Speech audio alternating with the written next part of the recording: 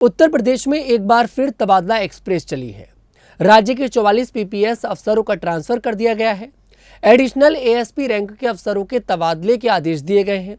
इसमें संभल के सीओ रहे अनुज चौधरी का नाम भी शामिल है। अनुज चौधरी को फिरोजाबाद भेजा गया है। मुख्यालय द्वारा जारी की गई लिस्ट में संभल के सीओ रहे अनुज चौधरी समेत कुल 44 अधिकारियों का नाम शामिल है। इससे पहले राज्य के 7 आईपीएस अधिकारियों का तबादला हुआ था, जिसमें 3 जिलों के एसपी और एएसपी शामिल थे। संभल हिंसा के बाद सरकार ने अनुज चौधरी पर भरोसा जताया था। हालांकि चंदोसी सर्कल की जिम्मेदारी मिलने के बाद कई तरह की अटकलें लगाई जा रही थीं। वहीं सरकार ने अनुज चौधरी का प्रमोशन करते हुए एडिशनल एएसपी की जिम्मेदारी सौंपी थी।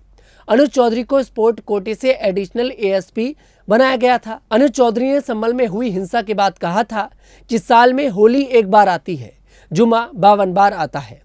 उनके इस बयान पर उनको सीएम योगी का भी साथ मिला था। सीएम योगी ने अनुज चौधरी का समर्थन करते हुए कहा था कि पहलवान है, पहलवान की तरह ही बोलेगा। वहीं एएसपी अनुज चौधरी के ट्रांसफर पर संभल के समाजवादी पार्टी के सांसद जियाउर रहमान बर्क की प्रतिक्रिया भी सामने आई है। सपा सांसद जियाउर रहमान बर्क ने एएसपी अनुज चौधरी के ट्रांसफर पर कहा कि कोई खास टिप्पणी उन पर नहीं करना चाहूंगा, लेकिन इतना ही कहूंगा कि ट्रांसफर नहीं, कार्रवाई उनके खिलाफ पहले ही हो जानी चाहिए थी। लेकिन अफसोस है कि प्रमोशन के बाद उनका ट्रांसफर हुआ है।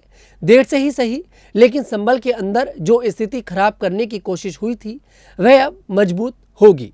मैं समझता हूं कि उनके खिलाफ पहले से ही सख्त कार्रवाई होनी चाहिए थी।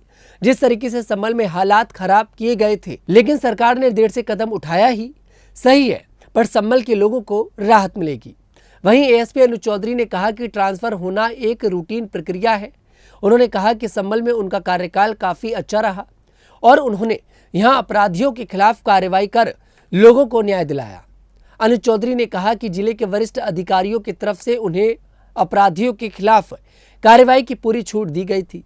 उन्होंने कहा कि आगे भी वह अपराधियों पर जीरो टॉलरेंस की नीति के साथ अपनी पुलिसिंग जारी रखेंगे। अपने पुराने बयानों को लेकर उन्होंने कहा, जहां तक पिछले बयानों का सवाल है तो मेरी इंटेंशन कुछ भी गलत नहीं थी, बल्कि अपनी बातों को समझाने के लिए मैंने कोई भी बात कही थी।